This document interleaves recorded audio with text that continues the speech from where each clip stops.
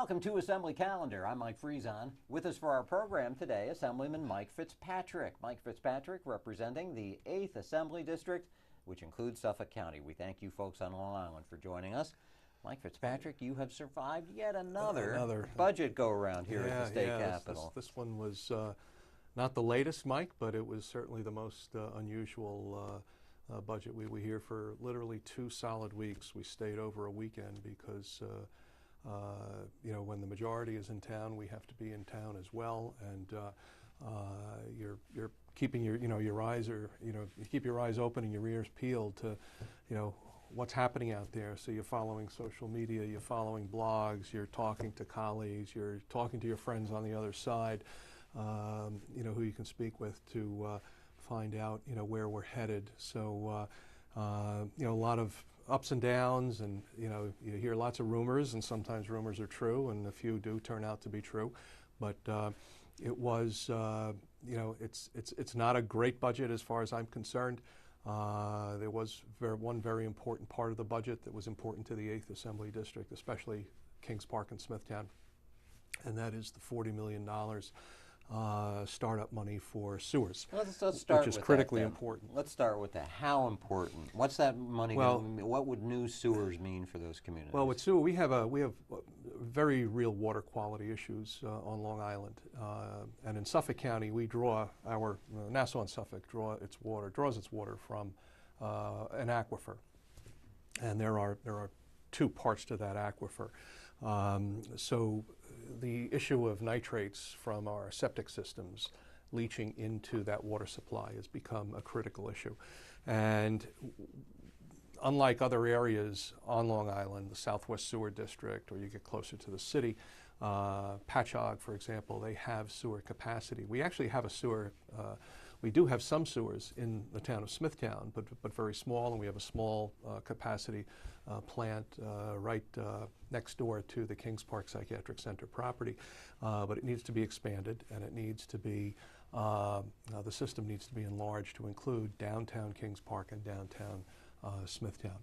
Our downtowns in Smithtown, because of that lack of sewer capacity and because of the limitations on the Suffolk County Health Code for what can be developed because of wastewater flow that goes into the ground and therefore leaches over time into the aquifer, we are hamstrung in terms of what we can develop. So in order to revive your downtowns, as Farmingdale, Patchogue, Port Jefferson are doing, you have to have people live in your downtown area. That is the key to downtown revitalization. You need people, customers, buyers, people who live in the downtown area. And that is a trend that has been developing and is really picking up some speed here on Long Island, or back home on Long Island.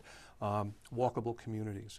Young people are not gravitating to the automobile as we did when we were kids. Mm-hmm. We turned 16, couldn't wait to get the license and hop in the car. Older, this new generation is really not into that. When we were kids, at least on Long Island, I enjoyed visiting the city. I had no desire to live in the city. My 2 kids couldn't wait to get into Manhattan. My daughter lived there for 10 years until she got married and had a family, had a child, and now lives out near us, but my son is still in there and loves the lifestyle. So, with Uber, for example, all the attention given to Uber. That's what kids, they want to get somewhere, they just call Uber. There's no need for a car, no need for the expense of a car. If you want to rent a car, you do a zip car, which is very popular. So, the lifestyle has changed. So downtowns need to adapt to that, and people want to live in walkable communities near their jobs, near a train station, because if they can travel into Manhattan or into closer to the city, and restaurants and stores and other services will build it, and they will come. It's not a topic that's probably front on the minds of a lot of people watching this program, but sewers are important for all the reasons you laid out. You put sewers into a community, you now can build more homes. You can now have businesses move in, bringing all the people that they're going to hire who need those homes, and it just builds on itself. Well, you do have this, you still have a little bit of NIMBYism that remains on Long Island. Whenever a development... For sewers? For the development, that it enables. Okay. But Long Island has, we can't grow outward anymore. We're already, developed, so to speak. The only place you can go is up. And what you have to do on Long Island is to pick your spots. And the obvious spots are around railroad stations. And the three major stations, you have St. James, Smithtown, Kings Park. The other communities in the south, Hauppauge, Nesconset, and Commack, were developed much later. So they didn't have railroad service. So when those communities say, we don't have a defined downtown, so to speak, well, that's true, because they didn't have railroad stops, and they were not the original communities that developed in the town of Smithtown, going way back. But now, now that these downtowns are, shopping patterns have changed. Brick and mortar retailing is becoming, all your major retailers are closing stores. People are migrating to the internet to do their shopping, et cetera. There was an article in today's, an editorial in today's Times-Union in Albany, the big Crossgates Mall and the Colony Center, the two major malls here in Albany, both have Macy's as anchor tenants. The Crossgates Mall, they're advocating a cut by 50% of their assessed value because of the decline in business. That has real ramifications for the town of Colony, for the county of Albany, and we're seeing that on Long Island as well. So, we are over-retailed in terms of retail space because of changing shopping patterns, because of changing lifestyles, and government is always one of the last to adapt to that. But sewers now enable a community to adapt to these, not only to millennials, but also to 55 and older who want to get out of the home and maybe want out of the single-family home and live in a more condo-style environment. It's amazing when you talk to people how interested they are in some of these other developments. We have the hub in Ronkonkoma near the Ronkonkoma Railroad Station, a major hub. You're going to see a very nice new development there. We have the Heartland project in Islip, not in my district, but right off, just south of me. That's going to be this new style development that has a lot of enthusiasm behind it. And then there's a fair amount of concern about what it will lead to, because it will lead to change. Right. But what people are afraid of change. Well, that's what the older people are afraid. Well, the younger kids, they're already off making the change. The younger generation is all about change. Right. But change is inevitable, and deciding to do nothing is a form of change as well, because the rest of the world changes and you don't. It leaves you further behind. Bottom line, you got to protect the drinking water. Well, you have to. That's the thing. It's if all about you lose the drinking water, you lose Long Island. You have no reason to live there. Yeah. Right. So. All right. So that's in there. That's the good thing. That was the good thing, the best thing from my perspective.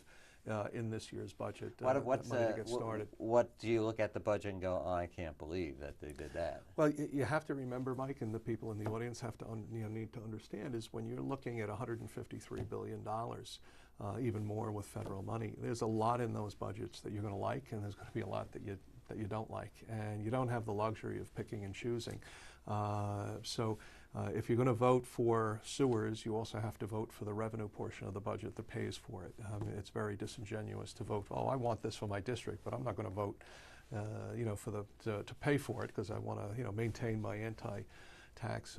So this was a budget where, quite frankly, you held your nose to support the sewers, because there was, plenty in there that I'm not in favor of. That Such I as? don't like. Well, I don't like the.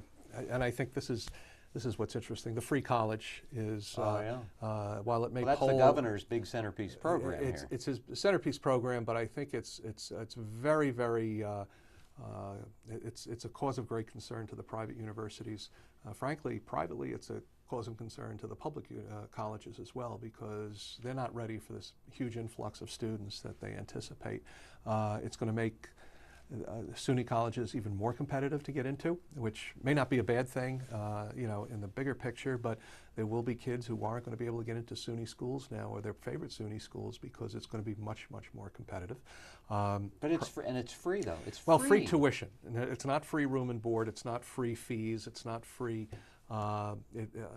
It's just free tuition for those up to 100. How do you pay for it? How do you pay for the teachers, and how do you pay for? Nothing else has changed. One of the criticisms of the governor's budget here in this regard was that did he budget enough money for that, and what will the growth rate be? And that is the governor has never been, he's kind of, he's not as forthcoming with solid numbers on some of these programs. And look, everybody knows he'd like to run for president in 2020. He's certainly moving in that direction. And this is a budget that, in his mind, positions him to attempt to do that. It is a more progressive budget than I'm comfortable with, but look, this is not a conservative state. It's a very progressive state, and progressivism can be expensive. I understand, as we talk about progressivism and it being expensive, that there's a lot of borrowing in this budget. And we've had this conversation many times. The Constitution's really clear on this in the state of New York, that if the state feels that if its elected representatives feels that there's some big project out there that needs to be paid for, needs to happen, but we can't afford it, and so the money would have to be borrowed, just like in your own household. You have to agonize about these decisions. That it's the people who would be paying that interest back who should decide if they want to take on that debt or not. It'd be put out to a vote, a referendum. Right, referendum. That's not when's the last time any of you folks voted on a budget referendum in the state of New York? There was an Environmental Quality Bond Act a few years ago. A few years ago, 1986, or maybe another one more recent. That passed overwhelmingly, because people are certainly important and pro-environment. But so much of the borrowing is done through the back door, as they call it, through the agencies. And there is a moral obligation to pay that debt. We are approaching that debt limit. We're a few years away from it. But again, this is, the governor's big thing is infrastructure spending, and he is going full bore. You can see the new Kosciuszko Bridge, the new Tappan Zee Bridge that's going up. And these are projects that are desperately needed, because that infrastructure is so old and beyond its useful life. So money has to be spent in that regard. And do you put it out for a public referendum? I think we should. Every debt issue should be done by public referendum, but in this state they do it a different way, and it's not the best way. It's not a better way, but it's the way business has been done in this state for far too long. Other parts of this budget, you mentioned Uber a little bit earlier. Well, the Uber is a great thing. Certainly outside New York City, that's very, very popular. People have been asking for that for a long time, so that is, I think, helpful. It's part of the new economy. The younger generation is very comfortable with that. I'm amazed at how I was just down in Washington, D.C. For my birthday. I turned 60 on the 15th. Happy birthday. Thank you very much. We were down in, my son and future daughter-in-law got me a round of golf at Congressional Country Club for the weekend and a stay there, which was very nice, and we did a day in D.C. But Easter morning, we went to Mass at the National Shrine, and rather than get the car, we put the car in the garage, obviously, at the hotel, but rather than get the car or take the subway, we took Uber. And it took us right to the front door. And then as we were leaving, believe it or not, Uber was dropping off a family for the next Mass, and we hopped in that car, because that was our Uber call, and went right back downtown. I can't tell you how convenient it was, how simple it was, reasonably priced. And those kids these days, they know what they're talking about, and it's right? all off the iPhone, all done off the phone. So it's fascinating. So this is where the world is headed, and we have no choice but to move along with it. So. Not much by way of ethics reform in this budget. No. It's almost like the legislature's forgotten that the Assembly Speaker and the Senate Majority Leader were just convicted of corruption charges a year or so ago. You get into, pardon my phone, I forgot to turn it off. The ethics reform, they've done some ethics. I think there's some more that I think could be done. What people have to realize, I think, when you talk about ethics reform is you can't legislate morality. You can pass a law, but people are going to break laws, and that includes elected officials as well. I think a crucial thing that we did was to eliminate the pensions for those convicted of a crime and the performance of their duties. That was important.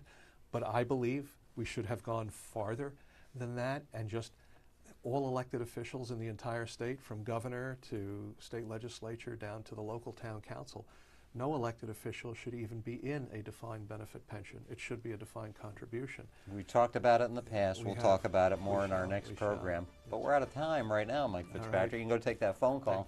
Well, thank him for joining us. We thank you folks, too. See you for our next Assembly Calendar.